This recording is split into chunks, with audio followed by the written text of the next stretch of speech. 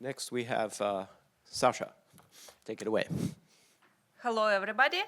I'll talk about the Provable security analysis of the butterfly key mechanism protocol in IEEE standard. And this is a joint work with Virendra Kumar and Jiahao Sun. Vehicle-to-vehicle communication, or V2V, when vehicles send each other messages communicating various things such as their location, speed, braking status, etc. It has the potential to significantly improve efficiency and safety of our communication system. And the US Department of Transportation estimated that if deployed, V2V system can help us avoid about 600,000 crashes per year and 1,000 deaths per year. V2V systems have their own unique requirements and constraints. One requirement is, of course, privacy, because vehicles transmit sensitive information and they need some protection against tracking. The other requirement is authenticity or unforgeability, meaning that vehicles need to make sure that signals messages come from genuine senders. And there are also efficiency constraints because vehicles may have limited computing power, storage, and such. The V2V protocols recently went through the standardization process, and there are a couple of IEEE standards which specify digital certificate formats and certificate management protocols. And these standards are de facto specifications for secure V2V in the US, but also in other places such as Europe and China. There is one cryptographic protocol which underlies one of the standards I mentioned. It's called butterfly key mechanism. And its goal is provisioning multiple digital certificates to vehicles, and with efficiency, security, and privacy. So there are several players in this protocol. One is the end entity, or IEEE, which is typically a vehicle. And then there is a certification authority, which is by design split into two entities. One is registration authority, or RA, and the other one is authorization certification authority, or ACA. And towards the efficiency requirement, we want the IEEE, the vehicle, to make just one request in order to obtain virtually unlimited number of pseudonym certificates for different public keys it can use. For the unforgeability, we want that the signatures issued with the secret key and the certificates are unforgeable. And for the privacy, we want that, of course, outside adversaries, but also the array and ACA themselves cannot link keys and certificates to the vehicle, so whether they come from the same vehicle or not, or which vehicle, unless these two parties collude. So let me tell you now a little bit more ideas how does this work, without too much details. So the IEEE would have two pairs of public secret keys. One pair is for signatures and one pair is for encryption. And it also would have an expansion function, and I will later tell you more what it is. And so these pairs keys are called caterpillar keys. And the array gets the public keys for encryption and for signature from EE, and the expansion function gets it via secure channel. Then the EE, using the expansion function, produces more secret and public keys, and the array on its side, using the expansion function, can expand public keys into the same public keys.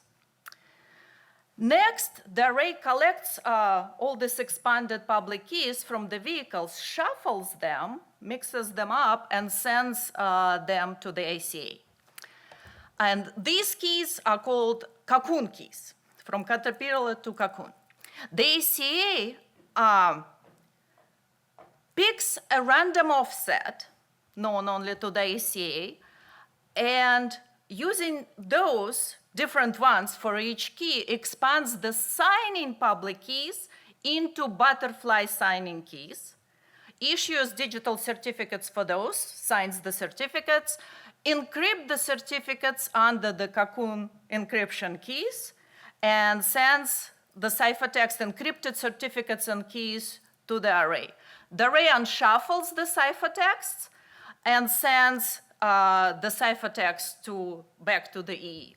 The EE has the Cocoon decryption keys, can decrypt all the ciphertexts and obtain those random offsets, which it can use to expand Cocoon public signing keys into, Cocoon secret keys into butterfly secret keys. And now it would have butterfly secret key for signing, butterfly public keys, and the certificates for them.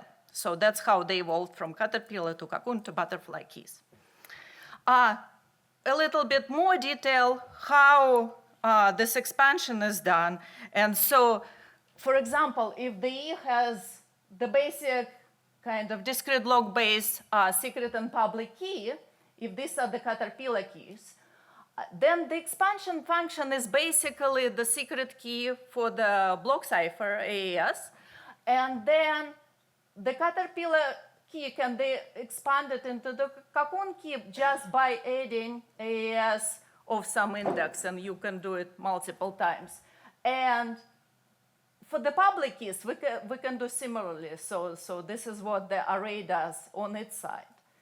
And then the secret and public key would correspond as they should. And for the butterflies key, so the random offset can be added to the Cocoon secret key, and similarly we do similar computation for the public key.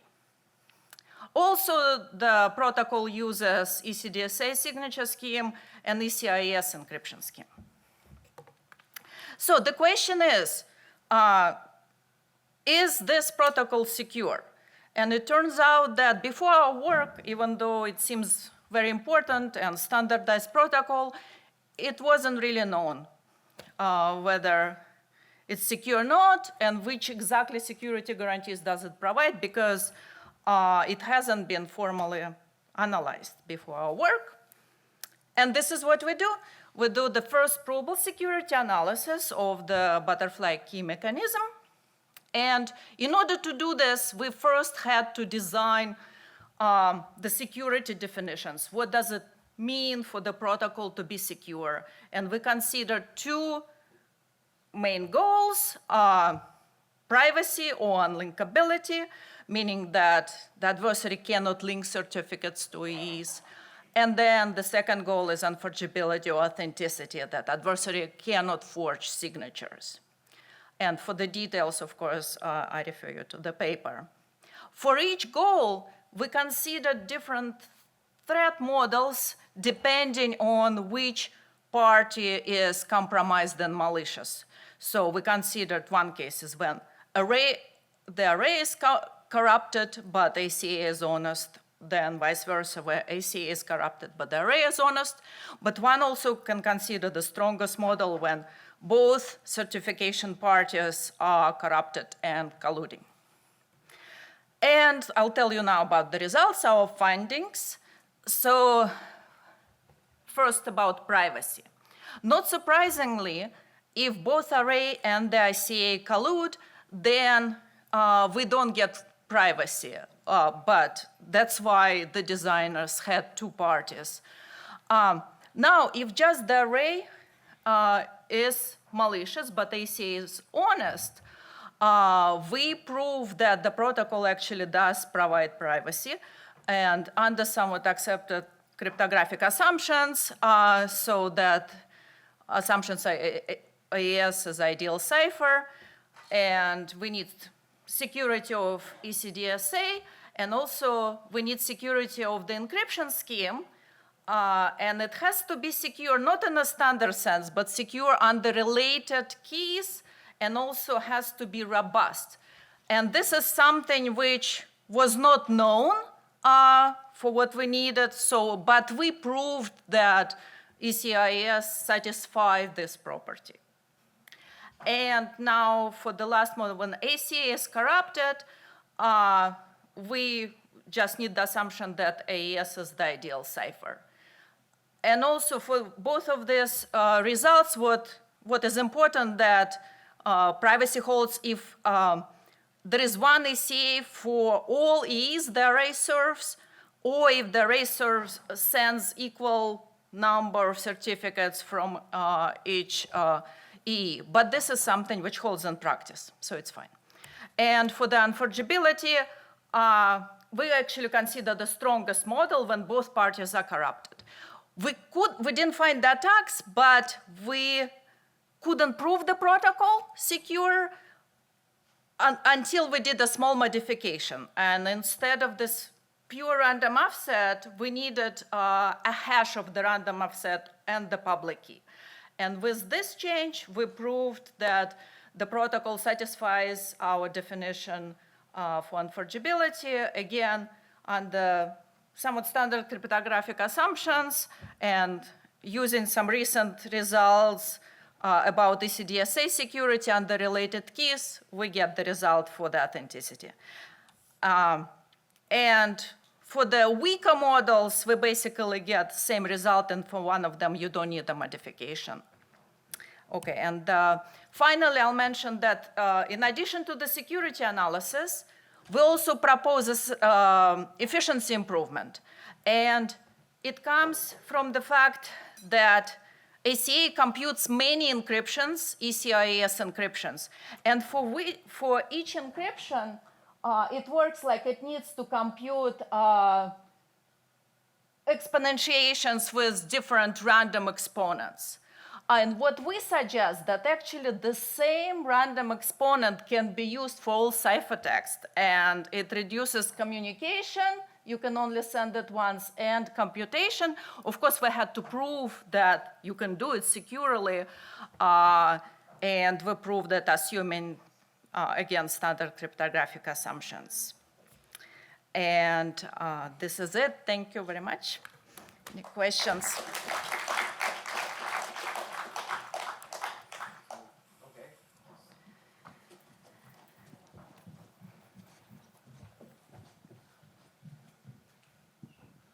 Thank you very much. I saw that the standard that you're analyzing uses AES for key expansion. AES is a pseudo-random permutation, but you also have the assumption on hashes as well, and you have to add an additional assumption for AES being an ideal cipher. So I'm wondering, maybe that, I mean, obviously you didn't create the standard, but was there any specific reason to use AES in the context of key expansion when you can use something that's more appropriate for key expansion, like HKDF? It's the first time I see AES being used in that context. Actually, so one of my co-authors, by the way, is one of the designers of the protocol. Oh, he wants to answer, but I Yeah, that was mainly for historical reasons and for efficiency. So even though a hash function or a KDF would be more appropriate, AES was much more efficient in terms of operations. But with the assumption-wise, I don't think it makes much difference with the security kind of trust. I mean, you have two assumptions instead of one, instead of three, so. Well, yeah, I think it's okay. Yeah. Thank you. Sure. Well, if there's a quick, oh, there is one more. Quick question, and then we need to move on. But Hi, maybe this is a lack of understanding on my side, but so I understand why you go for the ideal cipher model to prevent related key attacks, but I don't see why you need it to be a permutation. Like, could it be a random oracle? Yes, again, it probably could have, yes. It's just, I think if a PRF is used, right, so then it doesn't buy you anything, assume it's a random oracle, but then you use the assumption corresponding to the block cipher, which we couldn't go with the PRF, but we needed to use this ideal cipher model. But if the different function was used, again, related to this, then yes, that would work. So you're saying like you could redo the proof for a random oracle, and then you just have this slight gap. That's the difference between a PRP and a PRF. Yes, but I don't think, again, I'm like it's related to this question. I don't think what it buys you, assuming random oracle, if you use a block cipher.